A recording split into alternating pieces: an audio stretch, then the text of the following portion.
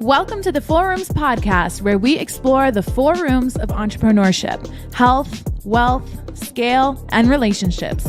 Each episode is dedicated to opening new doors and uncovering insights that empower you to design your entrepreneurial journey to be both lucrative and fulfilling. And now, your hosts, Amber Spears and Brett Kaufman. Ladies and gentlemen, welcome back to another episode of the Four Rooms podcast. I am your host, Brett Kaufman. I'm joined with Johnny Robinson. What's going on, my man? How we doing? I'm doing good, man. Doing good. Thanks for having me on. I'm really excited for this. Hell yeah. And also, when we first connected, I couldn't help but notice the view in the background. And I want you to just tell people, where you're at right now.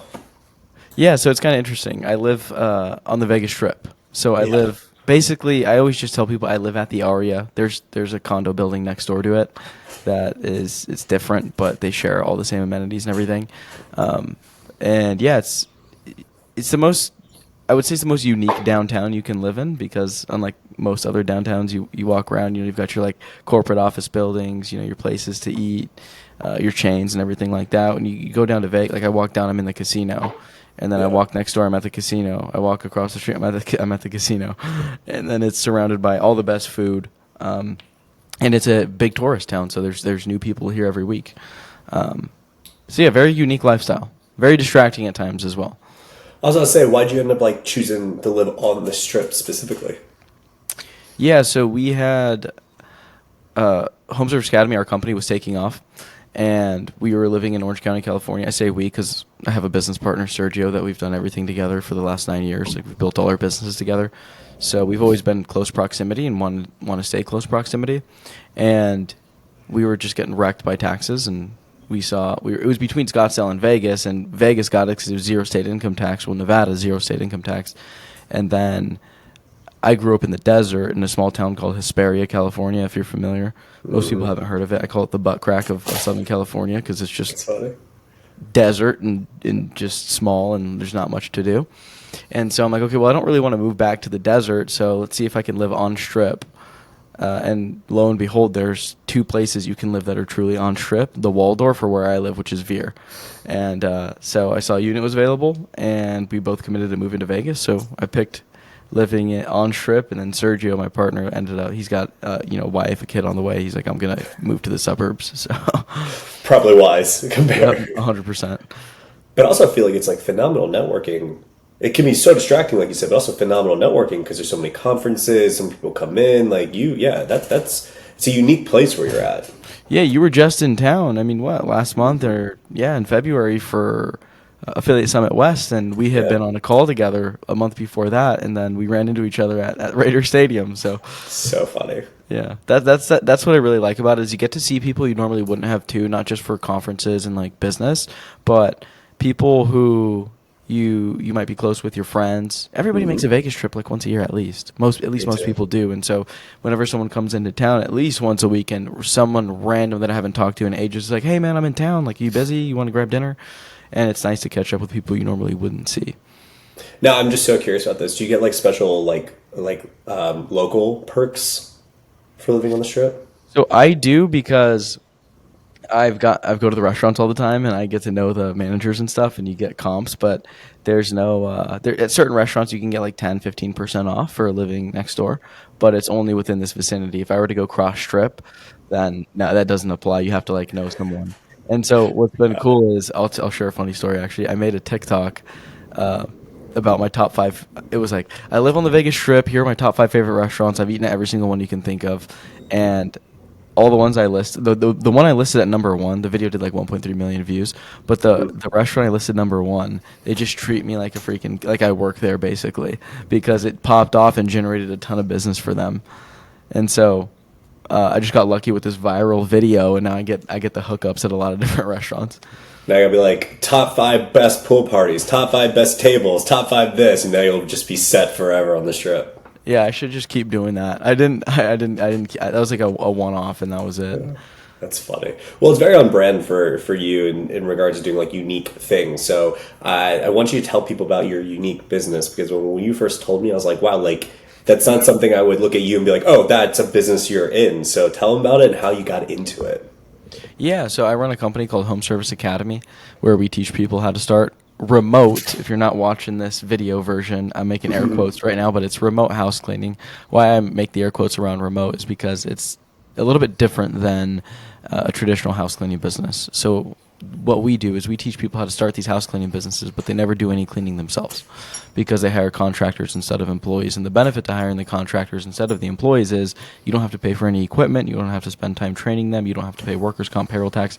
It's just a much easier way to launch with a degree of leverage in place in the business as opposed to you going out and spending your time as the business owner doing the cleaning. And the beauty of it is you can run it from anywhere in the world. And how I got into it is kind of funny. I started a window cleaning business with my partner, Sergio. We started with $150, and for the first 4 years, we were doing the work ourselves, and then we had like 10 W-2 employees, a bunch of trucks. Trucks were wrapped all pretty, like we're real big on branding, and we were just reinvesting all of the money back into the business to grow it for the trucks and that equipment and paying the payroll tax and workers comp for window cleaners in California. We were paying $21 for every $100 of payroll. So Wow. it was I'm assuming that's considered very high compared to other places. extremely high, Okay. like very, very high, yes. And so we're like, man, like these margins just kind of suck, and we're not making that much money because no banks would finance us for the trucks we wanted to buy because we're young and they didn't. We had new credit, and we're like, man, this is really hard. And we were just investing all of this profit we were making back in, and so we had acquired a business that was doing about $250,000 a year, and they had university contracts. And two big ones that we wanted, and so we did that deal, and we happened to have both of these university jobs happening on top of all of our residential clients in the middle of summer, which is busy season for us, and all of our employees, including Sergio and myself, are in the field, like running these crews, getting these jobs done, and we've still got all these people calling us, and so we had this employee that told us, hey, if you ever need help, I can take some jobs as a contractor, just pay me 50% of the job. So if we do a $1,000 job, let's say, we pay him $500. I'm like, nah, dude, you're not going to show up in our uniforms and our wrap truck, and then 50%, that's just way too much. I wasn't factoring in how much we were paying in payroll. I wasn't thinking like that, and payroll tax and workers' comp and all this stuff. And so it came to a point where we were super busy. We didn't have the capacity to take this one client that we do every summer for like $4,000, and I'm like, okay, I'm going to call him. I call him up. Hey, dude, can you handle this? He's like, yeah, don't worry, I got you. Shows up, knocks out the job. Customer's freaking super happy about it. Comes back to the office, drops off the check for $4,000, and I'm like, oh my gosh, what are we doing? I didn't have to pay for his equipment, handle setting his truck up. I didn't have to manage him, train him. It just got done. I'm like, oh my gosh, this is very powerful to be able to hire someone who already knows how to do it, has the tools, has the equipment, and I have the brand, the reputation, and the leads. So that as soon as that happened, me and Sergio were like, let's just shift it. Let's just hire contractors only. And ever since then, we ran that with contractors, and then that business started to do really well. But it wasn't to the point where contacts. I was raised by a single mom at the time. During this period, this was 2020, late 2021, early 2022. She was driving Uber full time, and she had been doing that for like 5-6 years. And I'm not talking full time as in 40 hours a week. I'm talking like 60, 70, sometimes 80 hours a week, sometimes 7 days a week, just to like she was buying Priuses, dude, to like save on gas so she could optimize how much money she was making in Uber. And so the business was doing well, but it wasn't doing well enough to be like, hey mom, here's $5,000, $10,000 a month. Go retire. You've already worked. Thanks for what you've done. Couldn't do that, but I had a skill set now. So I was like, okay, how can I knock out two birds with one stone? Because as we were growing the window cleaning business, I was also growing my Twitter following because people really liked how we were running the window cleaning business, and we make a lot of valuable content about that. And people were asking me, how can I do it? How can I do it? And I was like, well, you can't really do it because you need a lot of equipment. It's expensive. The availability of contractors in most areas isn't going to be there. But what would work is house cleaning. The problem with house cleaning at the time was that I didn't have the expertise in it because I hadn't done it before. So I couldn't ethically and morally sell someone, hey, let me show you how to do house cleaning. Even though it's mostly the same thing, it's a different service. There's different nuance to it. So I decided, okay, I'm going to call my shot. I'm going to tweet that I'm going to retire my mom in 90 days from driving Uber by starting her a remote cleaning business. And it would do two things. Obviously, one, retire my mom, and two, grow my social following and build my authority and expertise in house cleaning. And so we opened up a new Amex Gold card. My mom's name is Mary. We launched a business called Mary and a Mop. And That's cute. And I told her day one, I said, just stop driving Uber. Trust me, we're gonna replace your income month one. And that first month, we just put $2,000 of ad spend on an Amex Gold card. We did $12,000 of revenue our first month with $4,000 of profit. The second month, we did $20K with $8,000 of profit, and that's the last time she's ever driven Uber. And she's made more money than she's ever made in her entire life. So that's how we fell into it. Hell yeah, dude! Wow, what a powerful story. I had no idea. That's crazy. Yeah, I take a lot of pride in it, man. I told that story at that conference we were talking about before we hit record, and it was all women, and like I would say a good 25% of the room started crying. I was getting emotional on stage when I tell it. Yeah, man, they saw themselves in your mom, and they probably have like one of their moms, or they want to do it to like their kids or whatnot. So that's just like that's huge, dude. Wow. So now here you are, and because I know when we met, when you're talking about this, because one of our members is involved in your program, and it's just like it's funny because like that's how we got introduced. He said we should connect so you can be a part of our community, and you wouldn't think like this would be such a booming thing, but you're right. It's like how you just what I loved is you took something, and then you saw the opportunity, and then you capitalized on it. But most importantly, what I appreciate what you said was like you went out and got the authority on it. Like what I hate. Because in this context, I can group you into like the arbitrage space when there were so many people that would make that like, oh, I will. It was like Airbnb arbitrage, crypto arbitrage, like that. I remember there was like 2 years ago, like the whole thing of that. And like at first when I heard what you do, I'm like, oh, it's another one of those things, but absolutely not, because you went out, got the authority, got the social proof, and then obviously the skill set with it. So like that's really impressive, and I know that a lot of people in our community could like really benefit for what you have to offer. Yeah, man, I think it's really important, especially in this space. The more there's new coaches and academies and courses and all this stuff popping up day in, day out. Like you're seeing it, every freaking business model you can think of, people are turning it into a program, and it's most of them are just like, hey, I did this for 2 months, had some success, let me go coach on it. And to me, I never wanted to have that reputation of like, hey, I'm the guy that I did well in window cleaning, let me go teach house cleaning. It's like, no, that's not. Right. It just didn't feel right, so it had to be done. So I'm curious, what's the next 5 years look like for y'all? Because you're like me, we're on the younger side. Like I told you off camera or before we recorded, a lot of our members are already in that legacy stage where they made their money, so they're looking for impact and legacy. But when you sit down with them, they're gonna be so curious. They're like, all right, man, like tell me your plans. What's that next 5 years look like? Yeah, next 5 years, as far as business goes, I mean, we're locked in on Home Service Academy. We're entering our 4th year now, and I don't know how people have multiple businesses. Like, this has been our main thing now, and it's all we do. I'm talking everything revolves around Home Service Academy as far as the content we create, like our calendars day to day, what we're working on. And we just have a big staff now, and so I want to continue to just pour into HSA and make it the best possible program that we can through, like we just rolled out a software that people can use to get more recurring bookings, more referrals, and more reviews, so they can grow their brand locally. And so that's been really great. Eventually, I want to be able to bring more services in-house, things like SEO, recruiting. I think would be really beneficial. We're exploring now being able to offer immigration services to people who want to have a business in the U.S., which I think is going to be really exciting for us, where like, hey, like you want to get your immigration. In order to get your immigration in the U.S., you need to have a business that has 8 or more employees. Well, we can build that for people. We've done it time and time again. Or contractors also count. So that's a route. And so we're just dead focused on like, hey, let's continue to grow the brand, the YouTube channel, Johnny and Sergio, and then let's pour into HSA and make it the best possible program we can, make our live events better. And yeah, just build a brand in the information, coaching, education space that actually is long lasting, because I don't feel there's a lot of those out there. You have a lot of people who come in, and the thing about education and info is like it's very, very quick to get up to scale, and it's very hard to maintain.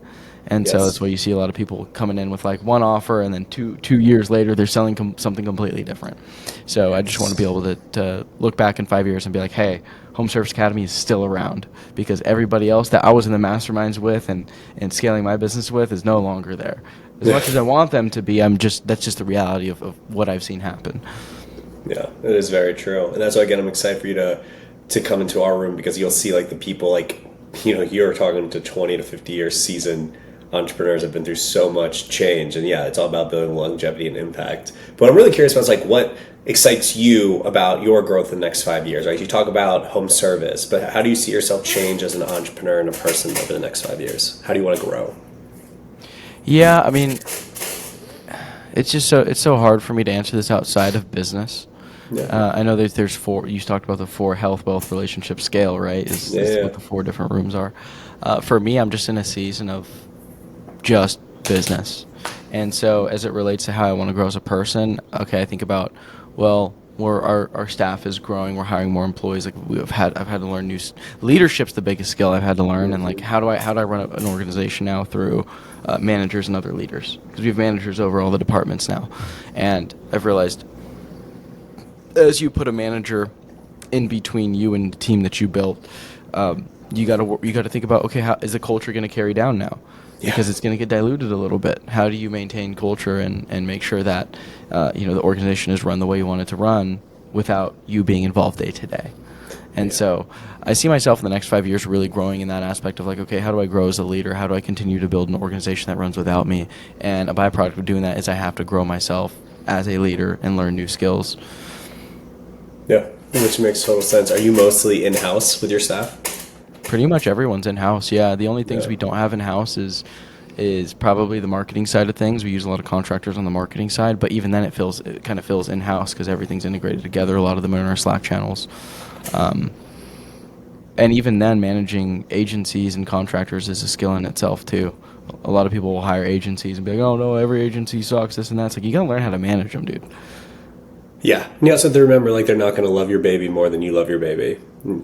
So you either got to bring them in-house or recognize that is going to be a case. Yeah. And that's usually the growth path, because we see it all the time. Eventually, like a lot of people that in our communities go from 7 to 8 to 9, they just eventually just bring in-house. But it takes time to do that. You got to have the funds to do that. You got to be able to track the talent. You got to be able to keep them there. So yeah, but it seems like y'all are like on that path to scaling, because, I can foresee y'all cross the 8-figure mark like a lot sooner than we talked about in the past. So this is an exciting opportunity for y'all.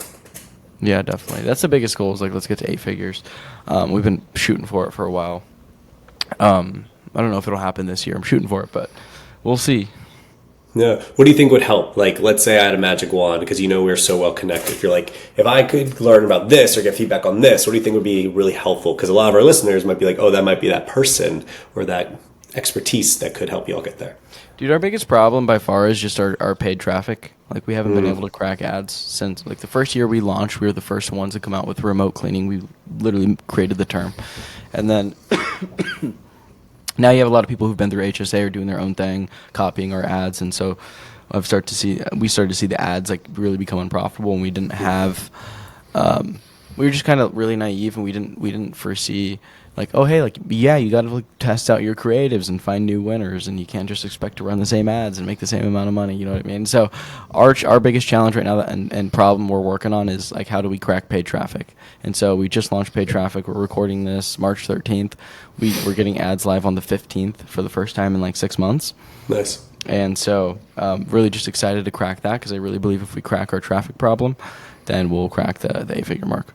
Yeah. Oh, absolutely. And you're right. It's always about testing. We run ads as well. And it's like, what worked in the past isn't the same ads can work in the future. But you're like, damn, I really like that one. I joined my ROAS. It was super sexy. So I feel you. It's a lot of iteration. But whenever you step into one of our events, one of the cool things is in the expert sessions, we bring in so many experts in different categories. A big one that's always asked about is paid media. And you'll be able to spend one-on-one or small group time with them. They'll literally say, pop open your ads manager, and they'll help you come up with ideas, check what's going on, because, we bring in the best of the best to give you the feedback that you're looking for. So I'm excited for you.